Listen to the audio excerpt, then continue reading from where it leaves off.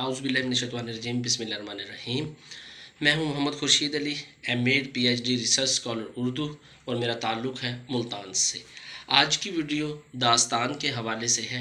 आज से तकरीबन 3 सदी पहले जब व्हाट्सएप और फेसबुक का दौर नहीं था तो लोगों को वक्त गुजारने के लिए किस्से कहानियाँ सुननी पड़ती थी।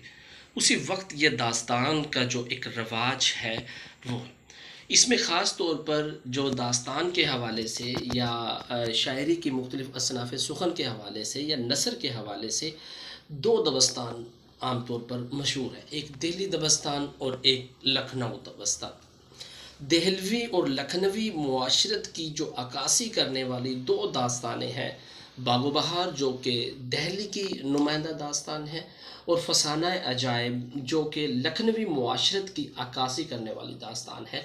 इस वीडियो में हम इन दोनों दास्तानों का तकाबली जायज़ा लेंगे और इसके अलावा दास्तान क्या है, उसके अनासर तरकीबी क्या हैं, और इनसे पहले जो दास्तान का आगाज़ व इर्तिका है उस पर भी मुख्तसरन बात करेंगे।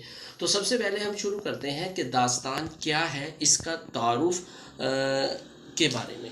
जी ये देखिएगा, दास्तान जो है एक तो फ़ारसी ज़बान का लफ्ज़ है। ये फ़ारसी ज़बान का लफ्ज़, असल में जो दास्तानें आई हैं वो फ़ारसी के ज़ेर असर ही उर्दू अदब में आई हैं। पहले फ़ारसी में जो मसनवियाँ लिखी गई थी, जो दास्तानें थी वो मसनवियों की सूरत में थी और बाद में वो नसर की सूरत में आई हैं। तो ये उर्दू अफसानवी अदब की जो 4 अक़साम है उसमें नंबर 1 दास्तान, नंबर 2 नावल, नंबर 3 ड्रामा और नंबर 4 अफसाना, ये 4 है। इसमें जो सबसे पहली दास्तान है ये आज से 3 सदी पहले शुरू होने वाली 1635 में जो सबसे पहली दास्तान नस्री अदब में मानी जाती है वो सबरस है। तो बहरहाल दास्तान क्या होगी, दास्तान के लुग़वी मानी किस्सा कहानी या हकायत के हैं। इसको ज़रा मैं नज़दीक से आपको दिखाता हूँ। दास्तान के लुग़वी मानी किस्सा कहानी या हकायत के हैं। इसी तरह एक और डेफिनेशन है, ऐसी कहानी जिसकी बुनियाद मनगढ़ंत किस्से और माफोकुल फितरत अनासर पे हो उसे हम दास्तान कहेंगे। इसी तरह प्रोफेसर अनवर जमाल ने जो एक डेफिनेशन लिखी है इसका तारुफ, दास्तान वो कहानी है जो हकीकी वाक़यात की बजाय अक़ल से मावरा बातों को बयान करे। ये प्रोफेसर अनवर जमाल ने कहा है। तो ये 3 मुख्तलिफ नंबर 1, नंबर 2 और ये नंबर 3 इसके जो लफ्ज़ी मानी है ये दास्तान की तारुफ है। अच्छा, दास्तान में होता क्या है कि माफोकुल फितरत अनासर से मुराद है वो अनासर जो अक़ल से मावरा है, जिनको हमारी अक़ल तस्लीम नहीं करती। मसलन आप दास्तानों में देखेंगे जिन, परी, भूत, देव, शहज़ादा, शहज़ादियाँ, इस तरह के जो किरदार हैं वो पाए जाएंगे जो कि हकीकी ज़िंदगी से बहुत दूर की बातें हैं। तो इन चीज़ों से, इन माफोकुल फितरत और रोमानवी अनासर से मिलकर जो है दास्तान तश्कील पाती है। उसके बाद देखते हैं कि ये इसकी अज्जाए तरकीबी है क्या, दास्तान किन चीज़ों से मिलकर बनती है। मसलन प्लाट होता है, इसमें कहानी होगी, मुकालमे होंगे, मंजर निगारी होगी, रोमानवी जो फ़िज़ा है वो होगी। इसको ज़रा मैंने हेडिंग्स में जो दिखाया है वो मैं आपको दिखा देता हूँ। दास्तान के तरकीबी अनासर या अनासर तरकीबी इनको हम कहेंगे। प्लाट, प्लाट से मुराद कहानी होती है जो कि दास्तान में अमूमन मुरक्कब प्लाट होता है। माफोकुल फितरत किरदार, माफोकुल फितरत किरदार से मुराद है कि जिनको अक़ल तस्लीम नहीं करती, जो अक़ल से मावरा, जिन परियां, भूत, देव, चुड़ैल, जादूगर, तिलस्माती जो फ़िज़ा है उसको कहेंगे हम। मिसाली किरदार, मसलन जैसे हीरो का किरदार होता है वो एक मिसाली नुमाइंदा किरदार है, हीरो पर ही पूरी दास्तान जो है मुनहसर होती है। हैरत अंगेज़ वाक़यात का बयान होता है इसमें, तवालत होती है और ज़िमनी प्लाट भी इसमें होते हैं। मसलन दास्तान की जो एक अंसर है वो ये है कि ये तवील होगी, मुख्तसर नहीं होगी। जिस तरह के आज के दौर में अफसाना है, दास्तान हमेशा तवील होती है। ज़िमनी प्लाट यानी कि उसी दास्तान में छोटे छोटे और भी किस्से जो कि बाहम मरबूत ही लगते हैं वो भी इसमें है। इसमें इखलाकी पहलू होता है और मुआशरत की अक्कासी की जाती है। किसी भी दास्तान का जो असल मकसद है, एक तो वो दिल बहलाने की चीज़ें थी उस वक्त, وقت گزارنے کا ایک طریقہ تھا ان لوگوں کا کہ اکٹھے ہو کر وہ لوگ بیٹھتے تھے اور کوئی داستان گو جو ہے وہ داستان سناتا تھا۔ میر باقر علی پر جو یہ داستان کا سلسلہ ختم ہوتا ہے اور 1857 سے پہلے جو ہے وہ داستانیں لکھی گئی ہیں۔ 1857 کے بعد ایک نئی کروٹ جو کہ ناول ہے وہ شروع ہو جاتی ہے۔ تو اس کے ارتقاء کو دیکھتے ہیں کہ پہلی داستان کون سی اور کیسے۔ یہاں سے ادھر یہ ہے دکن داستان کا آغاز و ارتقاء۔ اب داستان کہاں سے شروع ہوتی ہے؟ دکن کی مثنویوں سے ابتدا ہوتی ہے۔ کوئی بھی جو زبان ہے وہ عموماً پہلے شاعری میں پھلتی پھولتی ہے اور پھر نثر میں، تو اسی طرح اردو ادب بھی پہلے شاعری میں پھلا پھولا۔ تو مثنویوں سے جو ابتدا ہوتی ہے ان میں خاص خاص مثنویوں کے نام، مثلا غواصی کی سیف الملوک اور بدیع الجمال یہ مثنوی ہے، داستان ہے، عشقیہ قصہ ہے۔ مقیمی کی چندر بدن مہار ہے، ابن نشاطی کی پھول بن ہے، نصرتی کی گلشن عشق ہے، اور نظامی کی قدم راؤ پدم راؤ۔ بلکہ یہ نظامی کی قدم راؤ پدم راؤ جو تھی، اچھا اس کو اردو کی پہلی مثنوی بھی ہم اس کو کہتے ہیں، قدم راؤ پدم راؤ کو۔ اس کو جمیل جانبی نے پھر بعد میں مرتب کر کے 1971 میں شائع کیا۔ تو یہ جو ہے یہ سارے یہ عشقیہ داستانیں ہیں جو کہ مثنوی کی حیت میں ہیں۔ اس کے بعد اس شاعری سے پھر آگے نثر میں جو ہمارے پاس سب سے پہلی داستان آتی ہے وہ ہے سبرس، ملا وجی کی 1635 میں لکھی گئی، اور اس کو مولوی عبدالحق نے مرتب کیا ہے جو بابائے اردو جو ہے۔ پھر قصہ مہر افروز و دلبر از عیسیٰ خان دہلوی 1732 میں، یہ 1635 یہ 1732، ذرا میں اس کو نزدیک کر کے آپ کو دکھاتا ہوں۔ نوطرز مرصع جو کہ عطا حسین خان تحسین کی ہے 1797 میں۔ عجائب القصص شاہ عالم ثانی کی ہے۔ نو آئین ہندی جس کو قصہ ملک محمد و گیتی افروز بھی کہا جاتا ہے، یہ مہا چند کھتری کی ہے اور اس کا شنع اشاعت 1794 ہے۔ اس کے ساتھ سلک گوہر انشاء اللہ خان انشاء کی ہے 1799 میں، اور یہ بے نقط جو ہے ایک داستان ہے جس میں کوئی نقطہ نہیں ہے۔ یہ جو داستانیں ہیں، دیکھیں داستانیں عموماً 3 طرح سے ہوئی ہیں۔ نمبر 1 جو فورٹ ولیم کالج سے پہلے داستانیں لکھی گئی، نمبر 2 فورٹ ولیم کالج کے زیر اثر جو داستانیں لکھی گئی، اور نمبر 3 فورٹ ولیم کالج سے جو باہر داستانیں لکھی گئی۔ اس میں جو اردو ادب کو فروغ ملا ہے وہ فورٹ ولیم کالج جو ہے، یہاں سے نہ صرف اردو ادب کو فروغ ملا ہے بلکہ داستانوں میں بھی داستانوں کے حوالے سے یہ ایک خاص مقام رکھتا ہے فورٹ ولیم کالج۔ اس میں سب سے پہلی جو ہے وہ باغ و بہار 1802 میں، یہ میر امن اس کے لکھنے والے ہیں۔ اس کو میں آگے باغ و بہار والے اس میں ڈیٹیل سے کرتا ہوں، اور یہ 1803 میں شائع ہوئی کلکتہ پریس سے، جو فورٹ ولیم کالج کلکتہ میں بنا تھا وہاں پر جو لگائی گئی۔ قصہ لیلا مجنوں اور قصہ مہر و ماں یہ دونوں حیدر بخش حیدری کی ہیں جو کہ فورٹ ولیم کالج سے پہلے لکھی گئی ہیں، بلکہ قصہ مہر و ماں کی بدولت حیدر بخش حیدری جو ہے وہ یہاں پر آتے ہیں فورٹ ولیم کالج میں۔ اور ان کی جو مشہور داستانیں ہیں وہ طوطا کہانی اور آرائش محفل، یہ فورٹ ولیم کالج میں ان کا جو ترجمہ اس نے کیا ہے حیدر بخش حیدری نے، یہ مشہور ہے۔ پھر مرزا خلیل علی خان عشق کی داستان امیر حمزہ، داستان امیر حمزہ جو ہے مختلف جلدوں میں ہے، کوئی لگ بھگ 46 جلدیں ہیں اس کی۔ اس کا مشہور کردار جو ہے عمرو عیار جو کہ ایک مزاحیہ کردار بھی ہے، اور داستانوں کا سب سے پہلا جو ایک بڑا کردار ہے۔ چھوٹی چھوٹی کہانیاں بھی بچوں کے لیے وہ عمرو عیار کے نام سے آتی ہیں، لیکن پوری یہ جو ہے کتاب وہ 46 جلدوں میں ہے داستان امیر حمزہ۔ بہرحال خلیل علی خان اشک نے فورٹ ولیم کالج میں اس کا جو ہے ترجمہ کیا۔ سنگھاسن 32 اور بیتال 25 یہ للو لال جی جو تھے، انہوں نے کاظم علی جوان ان کے ساتھ مل کر اس کو کیا ہے، اور یہ جو ہے بیتال 25 مظہر علی خان ولا کے ساتھ مل کر کیا ہے۔ اسی طرح مادون نل اور کام کندلا یہ جو عشقیہ داستان ہے یہ بھی مظہر علی خان ولا کی ہے۔ اچھا اس کے بعد یہ جو بڑا نام ہے میر بہادر علی حسینی کی نثر بے نظیر، جو کہ میر حسن کی مثنوی سحر البیان، اس کو انہوں نے نثر میں ڈھالا ہے اور اس کا نام رکھا ہے نثر بے نظیر۔ یہ پہلے ہم نے جو بات کی کہ پہلے مثنویوں میں تھی جو داستانیں تھی، تو یہ بھی نثر بے نظیر مثنوی سحر البیان کا جو ہے وہ قصہ ہے۔ اسی طرح مذہب عشق نہال چند لاہوری کی، گل سنوبر قصہ گل و سنوبر باسط خان کی، چار گلشن بینی نارائن جہاں کی، یہ جو داستانیں ہیں اور اس کے علاوہ اور بھی یہ ساری فورٹ ولیم کالج کے زیر اثر لکھی گئی ہیں۔ فورٹ ولیم کالج میں یہ تراجم ہوئے ہیں۔ اس کے بعد دیکھیے گا فورٹ ولیم کالج کے باہر کی جو داستانیں ہیں، اس میں ایک تو رانی کیتکی اور کنور عہدے بھان کی یہ انشا کی داستان ہے۔ گلشن نوبہار محمد بخش مہجور کی، نورتن بھی محمد بخش مہجور کی ہے۔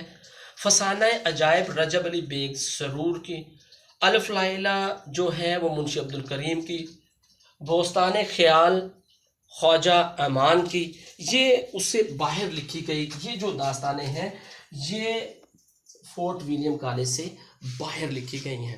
اب ہمارا مین ٹاپک ہے کہ باغ و بہار، یہ ایک ارتقائی مراحل تھے جو داستانوں نے فروغ پایا ہے، وہ یہاں فورٹ ولیم کالج نے پایا ہے، بلکہ اردو ادب نے بھی جو فروغ پایا وہ فورٹ ولیم کالج سے پایا ہے۔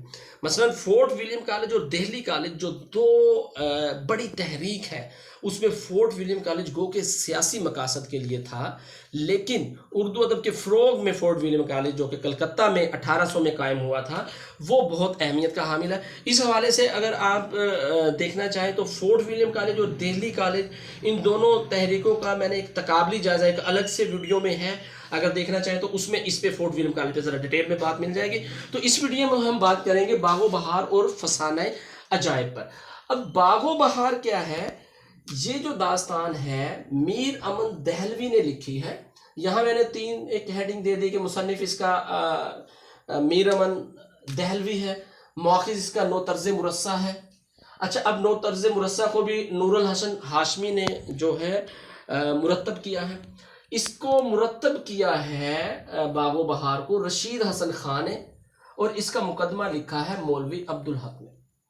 اصل میں باغ و بہار کیا ہے؟ یہ امیر خسرو سے منسوب قصہ چہار درویش جو کہ فارسی قصہ ہے، اس کا جو ترجمہ کیا اردو میں وہ میر عطا حسین خان تحسین نے نو طرز مرصع کے نام سے کیا، اور اس کا سن نصاب تقریباً 1798 یا 97 ہے۔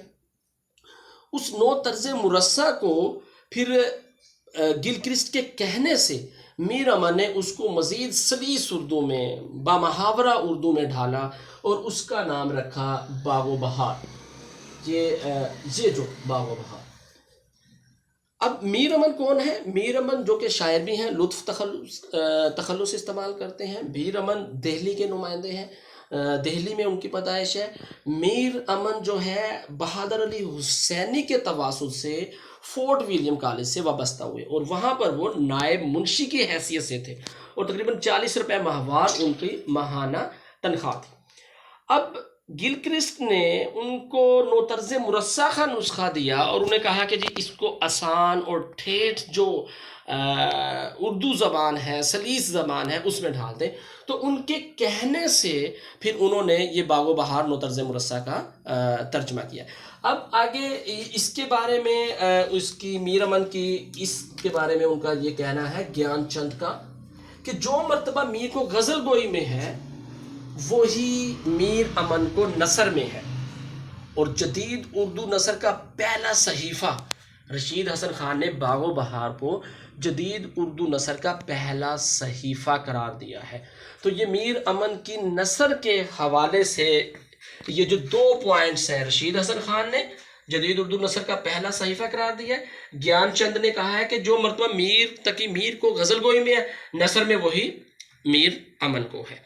تو بلکہ جو تبسم کاشمیری ہیں ان کی اگر آپ دیکھیں کتاب تاریخ ادب اردو ابتدا سے 1857 تک، تو اس میں وہ فورٹ ولیم کالج کو نثر کا جزیرہ قرار دیتے ہیں، تو کیونکہ نثر کی ایک باقاعدہ آغاز وہیں سے ہو رہی ہے اور باغ و بہار کا تعلق فورٹ ولیم سے ہے۔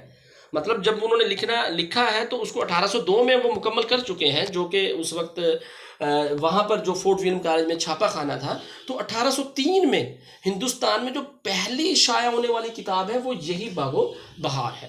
اب یہ تو اس کی بیسک چیزیں ہیں، اس کا تھوڑا سا خلاصہ، اور اس میں کون کون سے اہم کردار ہیں آپ کرداروں کو دیکھ لیں۔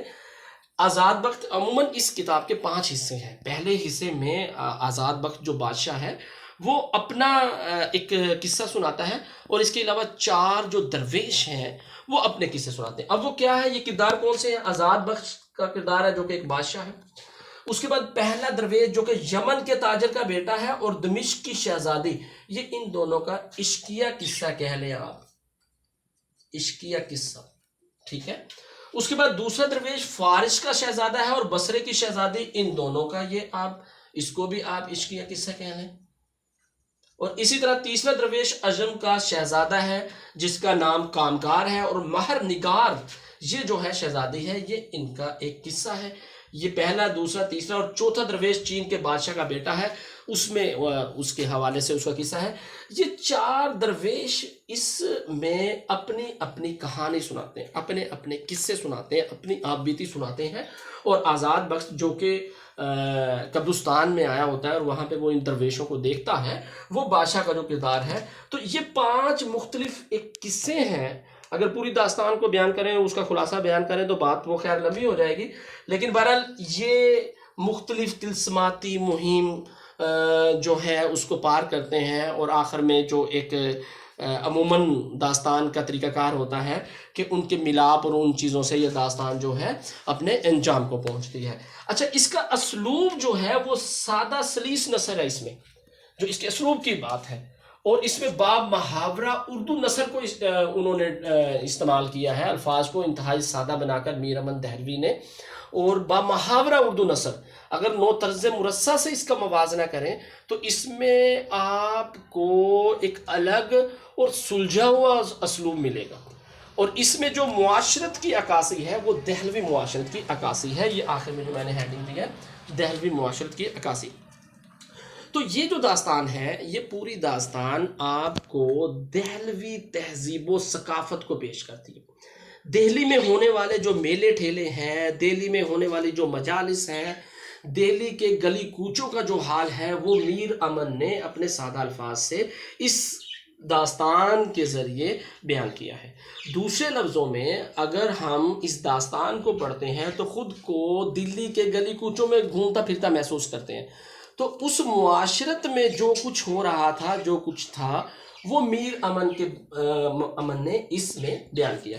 دوسری داستان ہے ہماری فسانہ عجائب، جو کہ 1824 میں، اب یہ فورٹ ولیم کالج سے ہم باہر آ گئے ہیں، وہ داستان فورٹ ولیم کالج میں ترجمہ ہوئی ہے، جبکہ اس کو ہم تبعزات داستان کہہ سکتے ہیں۔ یہ ان کی اس کا پلاٹ، اس کی کہانی میں دوسری داستانوں کے اجزاء پائے جاتے ہیں، لیکن پھر بھی یہ تبعزات داستان ہے کہ یہ کوئی باقاعدہ کسی داستان کا ترجمہ نہیں ہے۔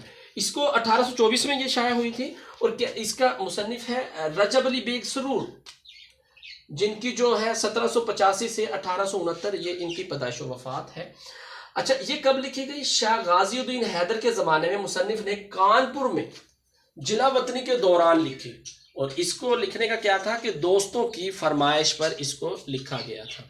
اس کے بعد اس کو جو مرتب کیا ہے وہ رشید حسن خان نے کیا ہے۔ شروع یہ حمد سے ہوتی ہے، پھر نعت ہے، پھر غازی الدین حیدر جو ہیں وہ بادشاہ کی مداح اس میں بیان کی گئی ہے، اس کے بعد لکھنؤ کا بیان ہے۔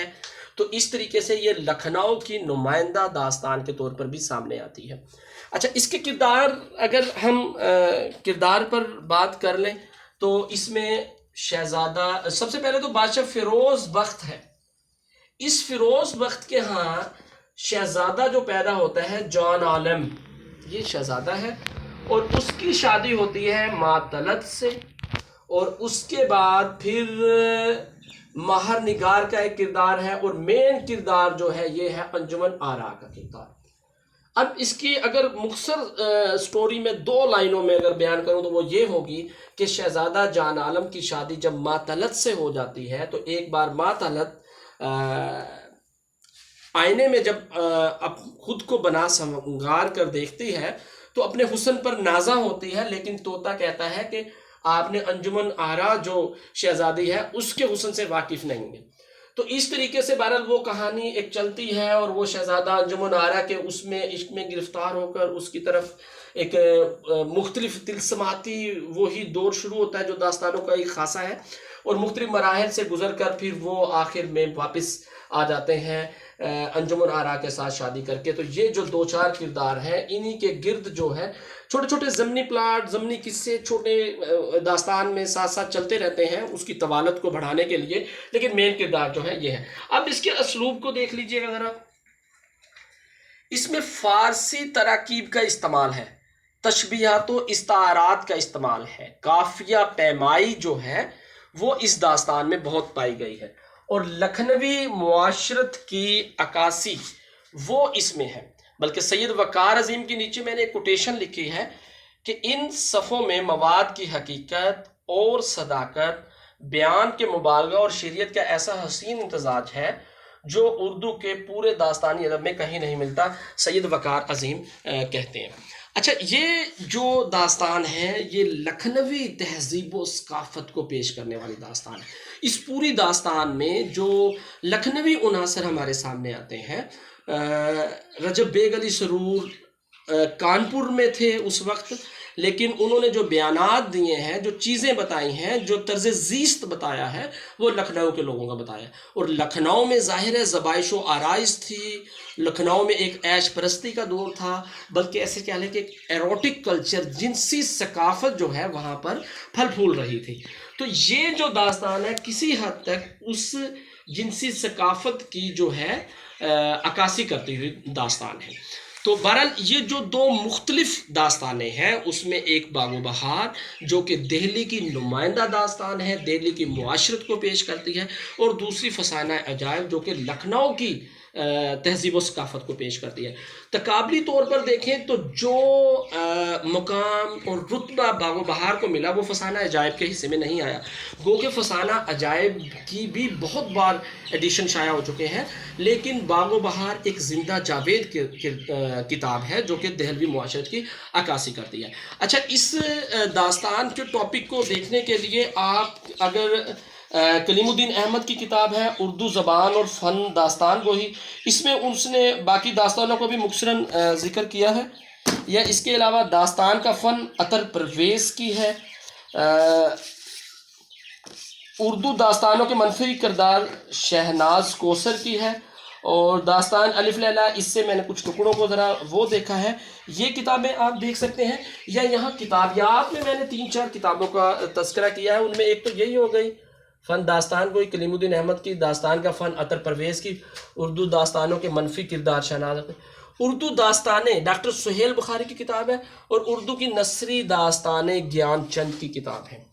اگر آپ ان میں سے کوئی بھی ایک آدھ کتاب دیکھ لیں تو اس میں یہ داستان کے سارے لوازمات، داستان کے سارے عناصر ترکیبی اور یہ چیزیں ہمارے سامنے آ جائیں گی۔ بہرحال اردو ادب میں یہ دو داستانیں، جس طرح مثنوی سحر البیان اور مثنوی گلزار ارم دیہ شنکر نسیم کی، وہ دو مثنوی گلزار ارم اور سحر البیان وہ ایک دوسرے کے مقابل ہیں۔